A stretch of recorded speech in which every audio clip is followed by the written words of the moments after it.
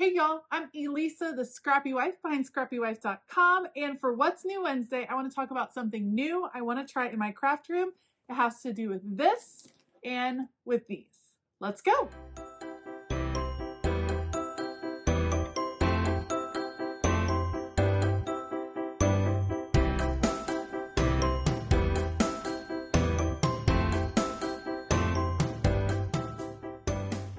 All right, so let's talk about two new things in my craft room. The first would be Tombow markers. I know these aren't new to anybody else. They're just new to me. I picked up a bunch of Tombow markers over Black Friday, over all of those great sales. And I have seen so many people do so many really cool things with Tombow markers. And so I'm excited to do some pen tests and to give these things a try. And then the other new thing, new to me, or new, maybe a return to me, is bullet journaling. I have this bullet journal. This is an Archer and Olive journal. This one was designed by Amy Tangerine back in 2022, maybe even 2021. I've been holding on to it. Archer and Olive, you guys, is so fantastic. They make just some of the very best journals, and I'm excited to kind of dive into this bullet journal. We're going to talk a little bit about bullet journaling, but before I do that, I do want to do some pen tests. So that's what I'm going to do. I'll put you guys on fast forward. I'm going to just write out the pens and the names of the pens and all of that business because I find that really fun to do. I find it really soothing to do. So let's dive in. I'm going to go ahead and put that kind of towards the back. We're going to kind of just pick, I don't know, a random spot in the bullet journal and dive in. Let's do it. Leave me a comment below if you also love swatching your supplies. And by swatching, I mean testing out all of your pens and your markers and your paints and your inks and having kind of a reference sheet for them. For me, it's a great way to get to know different supplies, especially when you have an influx of markers like this, to really get to see some of the different colors and to have that reference point for when I want to use these in my journal. I know that Tombows are not new for most people. They are new to me, though. I've heard of them, I've seen them used, but I've never gravitated toward them. However, I was looking for a new kind of lettering marker, and I was thinking about the possibility of starting some bullet journaling, and I just think that these are absolutely perfect. The paper in the Archer and Olive holds up so well. It's great paper. I just find that it holds up really, really nicely. And it holds up to all of this really saturated ink that sometimes will bleed through or shadow in my regular planner. The Archer and Olive paper is absolutely beautiful. It's a beautiful white color, and I am so excited to use it. So I'm swatching out all of my different markers. The Tombows have two ends. It's a dual brush. On one end is a really thick brush marker end where it allows you to do those thick lines that you're seeing. It's great for brush lettering, things like that. And then on the other end is a more fine tip. It's kind of a bullet nub, I guess I would say, and it allows you to do a little bit more precise as far as your writing and things like that go. So once I get all of these swatched, let me know how you use your Tombows, if you use Tombows, and let me know what your favorite thing to do with your Tombow markers is.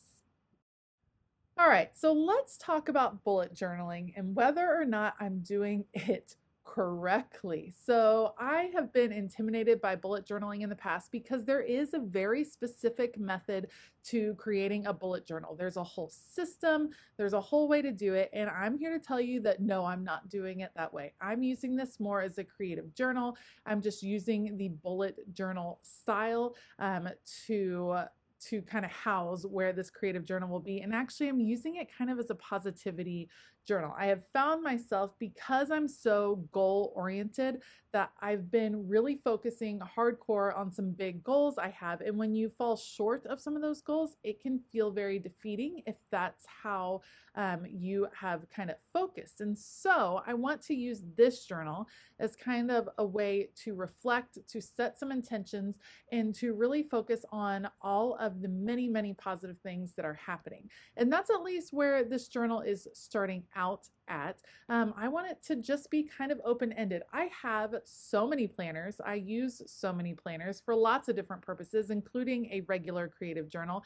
This one is going to be one that I come back to, I think about once a week is what I'm intending to do. That's kind of the intention I'm setting.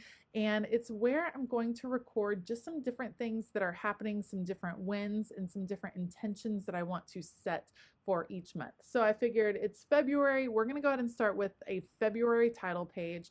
I'm doing a double page spread. You can see I just added some really simple things. I want to use those Tombows and I want to keep this really simple, colorful, yes, but simple for sure. So I added a few photo frame look pieces around the edges just to kind of focus in, and then I wrote out February in the middle in pencil to get the spacing right. I erased it to where you could almost not see it, and now I will just trace over where those letters were. I usually like to, when I'm working on my lettering, I like to use pencil first. We're actually focusing on lettering over in Patreon on the throughout the month of January, and that's one of my helpful hints is that use your pencil to your advantage. Plan out where your lettering is going to go. Spacing is never my strong point, so I always like to plan it in pencil, erase really well, get yourself a really good eraser, and then you can do your lettering over the top of it. And of course, there's all kinds of fun lettering styles, and I think a bullet journal really invites you to explore some different lettering styles, keeping it pretty simple here, but I'm looking forward to trying some different things throughout this journal, and I think it's going to be fun to experiment. I have a live stream coming up with my patrons where we're going to experiment with some different types of fonts and lettering that you can use kind of bullet journal style. So I'm excited about that. I was obviously going for the pink and red theme for the month of February, but I thought a pop of blue would be really nice. So I'm actually outlining using the fine tip end of those Tombows. I'm outlining in this blue, and then I'm going to set just an overarching intention for the month down below. I'm not sure if I'll end up decorating this page any more than what I'm doing right now, but it's definitely something I could come back to. As I get started in bullet journaling, let me know, are you interested in seeing how I plan to use my bullet journal, how some of the pages turn out? And I know that some of you are amazing bullet journalers and you've been doing it forever, and I would love to hear some of your favorite types of pages to have in your bullet journal. Keeping in mind that I'm not really going to use it as a calendar or a planner per se, because I'm really happy with my other planner setup, but how could I use this bullet journal? What might I be able to explore? If you are a bullet journaler, definitely let me know in the comments below. So February, I want to connect to what I love. And so we're going to start out with a new kind of reflection method that I heard about on a podcast. I actually was listening to the Making Space podcast with Hoda Kotb. I love her. She's on the Today Show. I think she's fabulous. And she was interviewing Mel Robbins, who I guess is a motivational speaker. I had never heard of her. And she talked about this stop, start, continue method that apparently a lot of businesses use. The idea behind the method is you kind of set intentions on things you want to start each month, things you want to stop, and things you want to continue. And I thought that was a really interesting way to look at and to set intentions for a month. And so that's what I'm going to do. I started out by putting washi tape down, and then I'm lettering over the top of the washi tape to create kind of a channel throughout the middle of the washi. And you'll see that in just a second after I finish doing my simple lettering. So I just want to have sections where I can write start, stop, continue. These are things that I want to work on this month, things I want to stop doing this month, and things that I am pumped about how they're going, and I just want to kind of continue on that same path. So got the lettering done. Then you just simply pull up the washi like this and see how it leaves that channel through the middle. That allows you to go through and kind of add what I would call maybe like a subtitle, like a further clarification of the title, which is what I'm going to do. So I'm going to write out the questions. What will you start this month? What will you stop this month? And what will you continue? I know that there are all different methods of journaling. There's all different ways to approach it. To me, having some reflection questions as like the starting off point really helps me focus in my journaling. It may or may not take a different direction as I start writing. I'm someone that tends to start writing and then it just all starts flowing out. But this will be a good starting point, a good kind of something to help me focus in on what I'm wanting to do. And then I'm just going to add a simple border, just a little dotted dash line border that'll kind of section off each of these sections so I can come back and spend a little bit of time journaling and setting some intentions for the month. And I'm really excited about keeping it in this bullet journal. I think it'll be great to look back on throughout the year to see how I did with the starting and the stopping and what I ended up continuing and what was working and things like that. I think it's going to be a great way to reflect throughout the year. And I like that it's going to be in this bound bullet journal. I'm not planning on adding a lot of stickers. Perhaps some washi will make its way. I can't help it if washi just jumps into my bullet journal.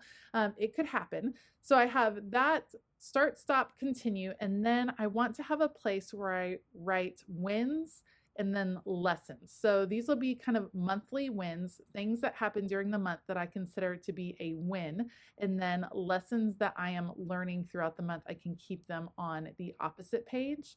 And after that, I'm not sure where my journaling will go. We'll kind of see that I would like to track a few things in here, just things that are inspiring me, music that I'm listening to that's kind of an intention. One of the things I'm wanting to start is to listen to more music while I work. And so I thought it'd be fun to kind of have a music tracker.